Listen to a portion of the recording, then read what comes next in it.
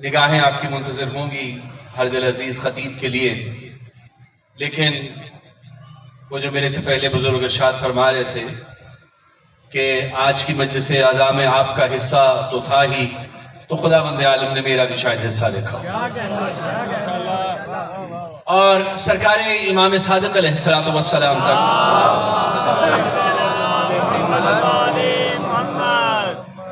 سرکار تک پہنچنے کے لیے میں نے قرآن حکیم سے ایک مشہور و معروف آیت کی تلاوت کا شرف حاصل کیا، جسے آیہ امامت کے نام سے جانا جاتا ہے۔ ارشاد رب العزت ہوا بہت جلد ہم نے سرکار تک پہنچ جانا ہے، لیکن مقدمے کے طور پہ میں آیت کو سرنامہ سخن میں تلاوت کر رہا ہوں۔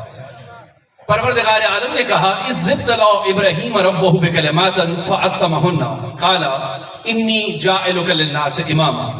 ہم نے ابراہیم کا چند باتوں میں امتحان لیا، فاتمہن، اور ابراہیم اس امتحان میں پاس ہو گئے۔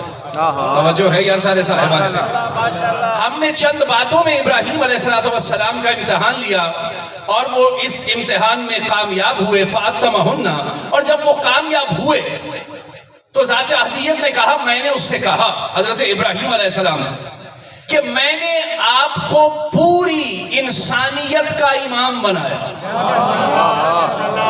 یعنی جب امتحان دیا اس میں کامیاب ہو گئے تو ذات احدیت نے کہا کہ ہم نے آپ کو پوری انسانیت کا امام بنایا۔ سب سے پہلا پیغام قرآن یہ دینا چاہ رہا تھا کہ امامت امتحان سے ملتی ہے، بندے اکٹھے کرنے سے نہیں ملتی۔ جو ہے یہاں سارے صاحبان فکر کی جو عرض کرنا چاہتا۔ جب ہم نے چند باتوں میں اس کا امتحان لے لیا، قالا انی جاعلک للناس اماما، ہم نے آپ کو پوری انسانیت کا امام بنایا۔ توجہ، اب مجھے بتائیے ابراہیم علیہ السلام اس سے پہلے کیا تھے؟ نبی تھے نا، رسول بھی تھے۔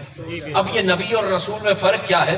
نبی وہ جو وحی کو لے لے، رسول وہ جو پہنچا دے۔ توجہ ہے یہاں سارے صاحبان فکر، یعنی دونوں قسم کے عہدے اس وقت حضرت ابراہیم علیہ السلام کے پاس ہیں، اور اس کے بعد دیا جا رہا ہے ایک عہدہ۔ توجہ فرمائیں گے اس بات کو جو میں عرض کرنا چاہ رہا ہوں؟ اس کے بعد ایک عہدہ دیا جا رہا ہے۔ اس سے پہلے نبی بھی ہیں، رسول بھی ہیں۔ اب وہ جو سوشل میڈیا پہ بات ہوتی ہے، سو کالڈ انجینئرز بھی کرتے ہیں کہ بھئی یہ امامت الگ سے کوئی عہدہ ہی نہیں ہے۔ بھئی نبی بھی ہے پہلے، امام بھی ہے، بھئی نبی بھی ہے، رسول بھی ہے۔ امامت کوئی تو عہدہ ہے جو اللہ ہٹ کر ابراہیم کو دے رہا ہے۔ اللہ اکبر، اللہ اکبر۔ پہلے دونوں عہدوں کے ہوتے ہوئے، اور میں کیسے عرض کروں اپنے سارے سننے والوں کے سامنے کہ دیکھیے اس پہ بہت سارے مباحث ہیں دوستوں کے، کہ امامت کیا نبوت سے بڑھ کر کوئی عہدہ ہے؟ بھائی دیکھیے نبوت سے بڑھ کر اس لیے ہے کہ اپنے دور میں ہر نبی امام بھی ہوتا ہے۔ توجہ، میں نے کوئی جملہ عرض کرنا چاہتا، اور جسے ہٹ کے امامت ملی ہو، بڑی سامنے کی بات عرض کرنے لگا ہوں۔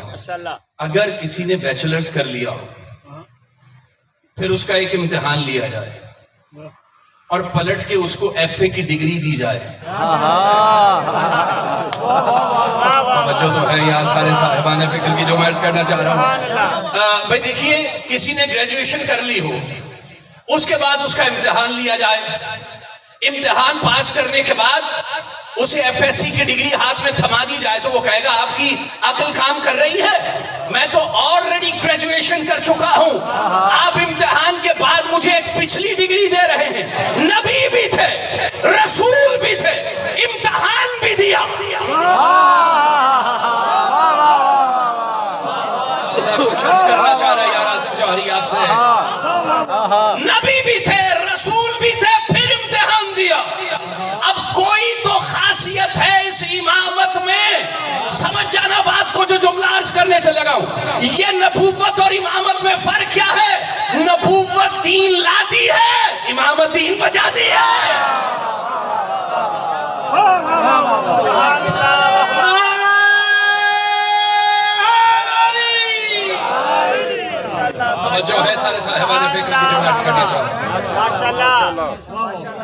काला वमिन ज़ुर्रियती, कितने जीरक थे ना हजरत इब्राहिम अलैहिस्सलाम।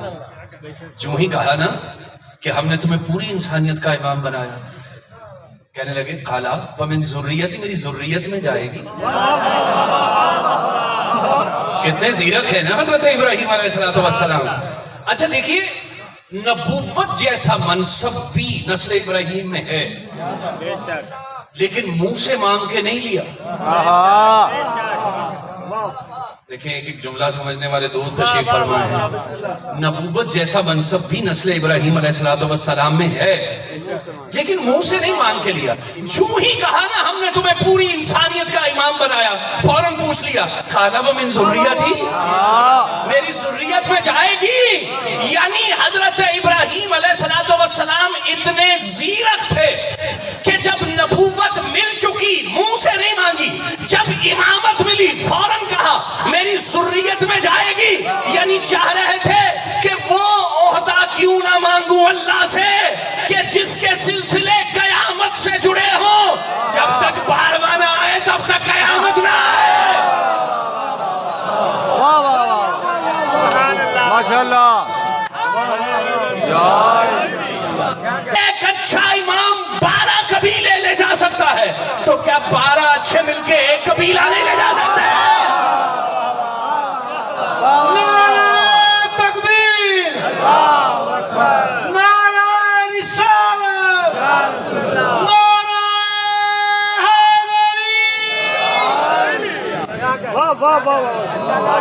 माशाल्लाह। जो है सारे मैं तुम्हें अकीदे की अय्याशी नहीं करवा रहा।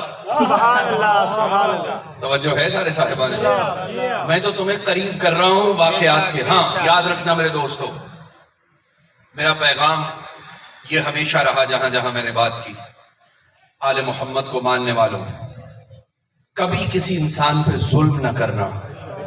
मैंने बहुत जगह पे ये पैगाम दिया है, अपने वाजिबात पूरे करना, इंसान पे जुल्म न करना, किसी का हक गस्ब न करना, जन्नत तुम्हारा हक।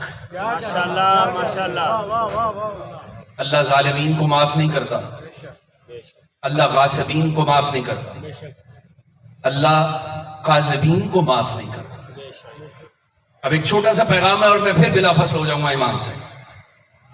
देखिए, अगर कोई, ये पैगाम अभी थोड़े दिन पहले एक जगह सरकार इमाम जाफर सादिक अलैहिस्सलाम की मजलिस में मैंने अर्ज किया,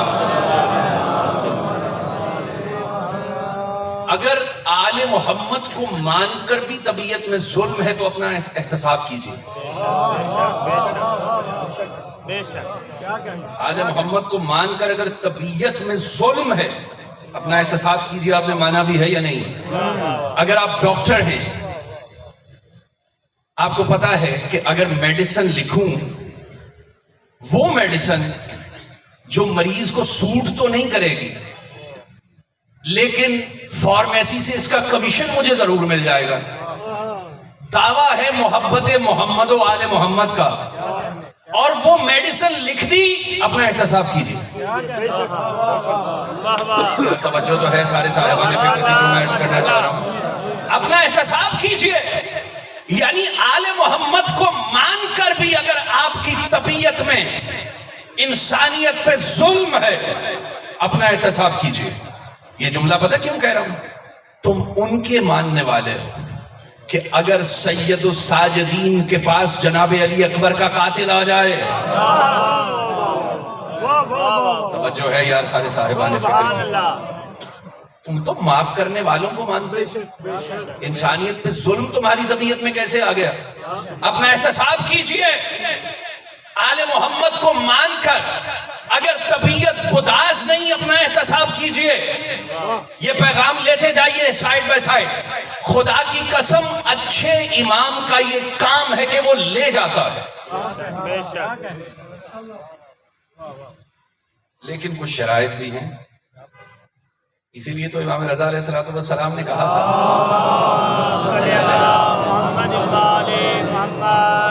कि ला इलाहा इल्लल्लाह की भी कुछ शर्तें हैं, और उन शर्तों में से एक शर्त मैं। سبحان اللہ سبجیکٹ پہ میرے امام نے لیکچرز دی، ایک ایک سبجیکٹ کو کامل کیا میرے امام.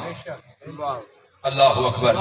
اب میں کیسے عرض کروں، یہ جملہ آپ نہیں سمجھیں گے تو کون سمجھے گا؟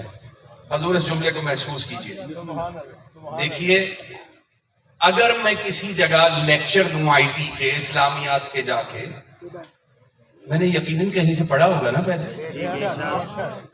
ایسا ہی ہے نا بے شک بھائی. جب میں نے بہت زیادہ پڑھ لیا تو میں اس قابل ہو گیا کہ میں بھی جا کے لیکچر دے دوں، ایسا ہی ہے نا بے شک بھائی. میں نے بھی کہیں سے ماسٹرز کیا ہوگا بھائی، کہیں ایم فل کیا ہوگا، کہیں پی ایچ ڈی کی ہوگی، کہیں اسکالرشپ ہوگی میرے پاس، تو جا کے میں لیکچر ڈیلیور کروں گا، ایسے ہی ہوگا نا. یعنی لیکچرز دینے سے پہلے خود بھی کسی کے آگے جا کے آپ کو اپنا توجہ شاگردی کرنی پڑتی ہے، پڑھنا پڑتا ہے. چیلنج کر رہا ہوں پوری دنیا کو، میرے امام نے 4000 پی ایچ ڈی لیول کے اسٹوڈنٹ پیدا کیے. تم بھی وہ یونیورسٹی دکھاؤ جہاں جعفر صادق پڑھتے تھے.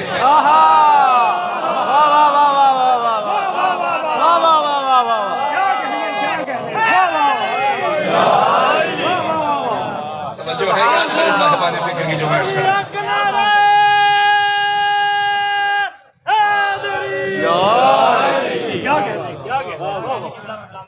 اس کو کہتے ہیں علم لدنی، اس کو کہتے ہیں تخلیق کے وقت کسی کی طینت میں علم رکھنا. جن کا مقصد ہی دنیا میں آنا علم بانٹنے کے لیے ہو، وہ کیا کسی کے سامنے زانو تلمس طے کریں گے؟ توجہ ہے سارے صاحبان فکر کی جو میں عرض کرنا چاہتا ہوں. یہی سبب ہے کہ میرے امام نے، بڑا مماثلت ہے میرے امام کو اپنی جدہ سے. خیر اس طرف ابھی جانا نہیں چاہتا میں. جب مدینہ چھوڑا نا ایک مرتبہ سرکار امام جعفر صادق علیہ السلام نے، یہ وہی دور ہے کہ جب وہ نجف اشرف گئے، سرکار امیر المومنین کی قبر مطہر کی نشاندہی کی. پہلی مرتبہ سرکار امام جعفر صادق علیہ السلام واپسی پہ کوفہ آئے. کوفہ کی مسجد میں ایک جگہ سٹے ہوا، لوگوں نے جھوک در جھوک آ کے ملنا شروع کیا. ایک شخص ملنے کے لیے آیا، میں کیا کروں، میں نام نہیں لے سکتا ممبر سے، توجہ ہے، بس اتنا بتاؤں گا کہ 2 سال وہ بھی پڑے ہیں امام کے پاس. یار توجہ ہے سارے سال، اور وہ خود ہی کہتے ہیں کہ میری زندگی میں اگر یہ 2 سال نہ ہوتے تو میں ہلاک ہو جاتا. اچھا وہ بھی ملنے آئے، کسی نے آ کے پیغام دیا کہ اے امام وقت، آپ کو فلاں شخص ملنا چاہتے ہیں. آپ نے کہا انہیں منع کر دو، ابھی وہ اندر نہ. اچھا کچھ وفود اندر داخل ہو رہے تھے تو وہ ان کے ساتھ اندر تشریف لے آئے. جب اندر تشریف لے آئے نا تو آ کے امام نے ان سے کہا بھی نہیں کہ کوئی سوال ہے تو کیجیے، خود ہی اٹھ کے کھڑے ہوئے اور کہنے لگے کہ دیکھیے یہاں کوفے میں کچھ لوگ بہت بڑی بڑی ہستیوں کو غلط القاب دے رہے، آپ انہیں منع کیجیے. امام نے کہا میں انہیں منع نہیں کر سکتا. کہا کیوں؟ کہا وہ میری بات مانیں گے نہیں. اس جملے کے ڈیپتھ کو دیکھیے، خدا کی قسم ذرا محسوس کیجیے گا. کہنے لگے وہ میری بات کو مانیں گے نہیں. اس نے کہا ایسا کیسے ہو سکتا ہے کہ آپ کے شیعہ ہوں اور آپ کی ہی بات کو نہ مانیں، آپ کے چاہنے والے بھی ہوں، کوفہ کے رہنے والے بھی ہوں اور آپ کی بات کو نہ مانیں. امام نے کہا میں نے تم سے تھوڑی دیر پہلے کہا تھا اندر نہ آنا.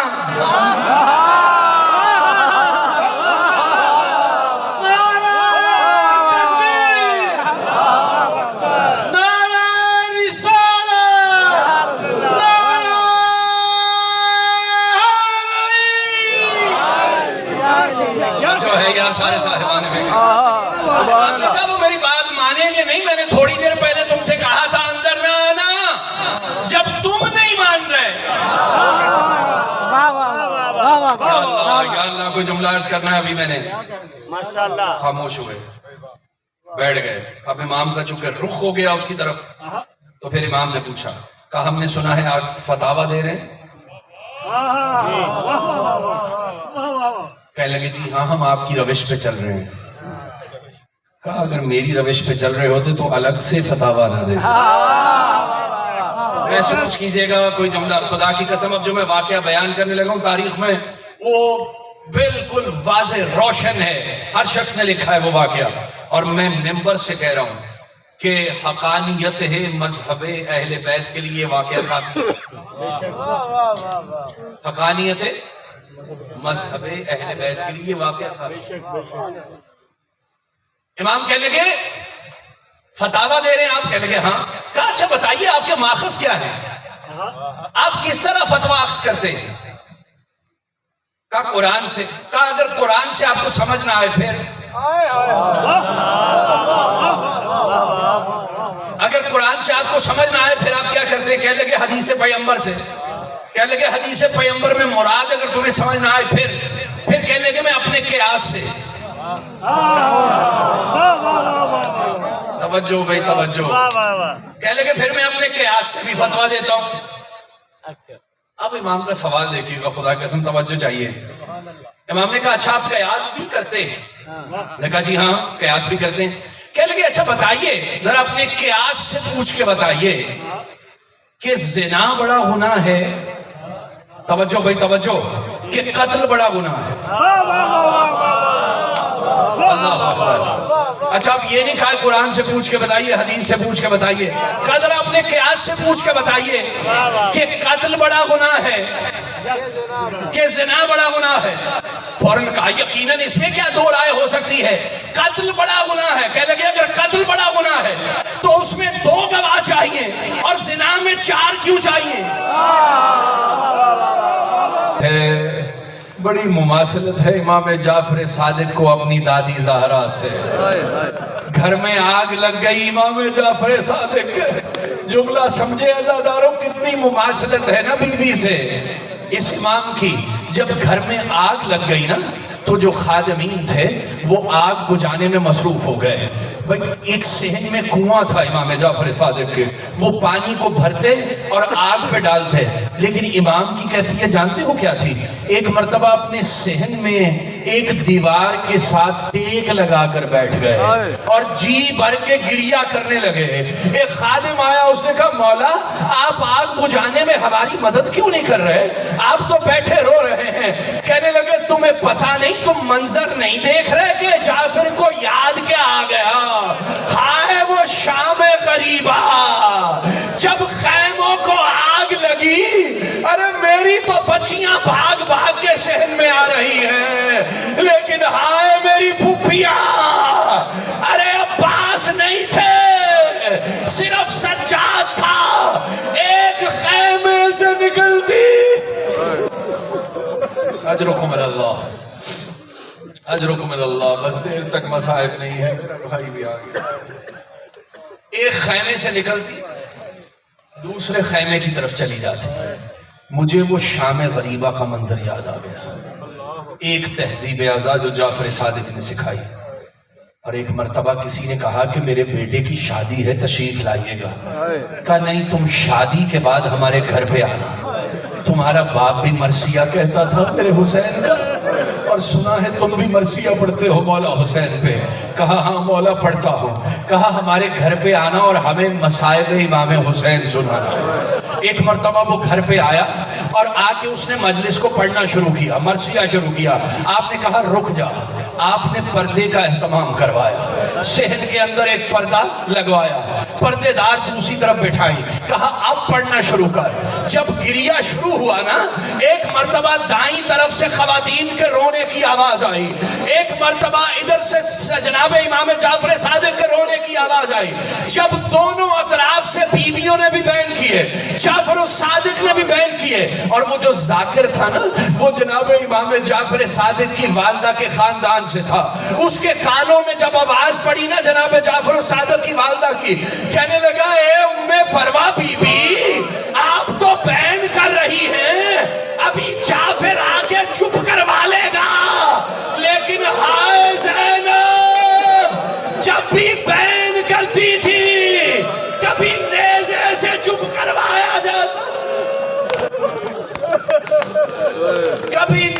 سے چپ کروایا جاتا.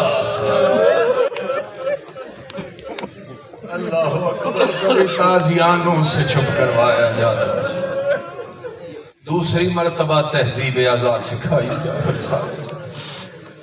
خدا کی قسم میں کبھی کبھی اس زہر پہ سوچتا ہوں, پروردگارا کیا زہر بنی آئمہ کے لیے؟ پروردگارا اس زہر کا وجود کیوں بنایا؟ کتنے میرے امام ایسے جنہیں زہر دی گئی. خدا کی قسم بس جملہ کہنے تابوت برآمد ہو جائے گا, نوحہ خوانی ہوگی, تم ماتم کرو گے, لیکن اس تابوت کو پرسہ دیتے ہوئے نا ایک ایسے جنازے کو ضرور یاد کرنا جو دھوپ میں پڑا رہا تھا. ایک ایسے جنازے کو کبھی فراموش نہ کرنا جو دھوپ میں پڑا رہا تھا. بس جعفر الصادق کا جنازہ تو تیار ہوا نا. یہ میرا واحد امام ایسا ہے جس کے جنازے میں سینکڑوں بلکہ ہزاروں لوگوں کی تعداد تھی. ایسا ہی ہے نا, میرے رسول کے جنازے میں 11 لوگ, بی بی زہرا کے جنازے میں 4 لوگ, امیر المومنین کے جنازے میں 2 لوگ. یعنی کتنے غربت بھرے جنازے ہیں.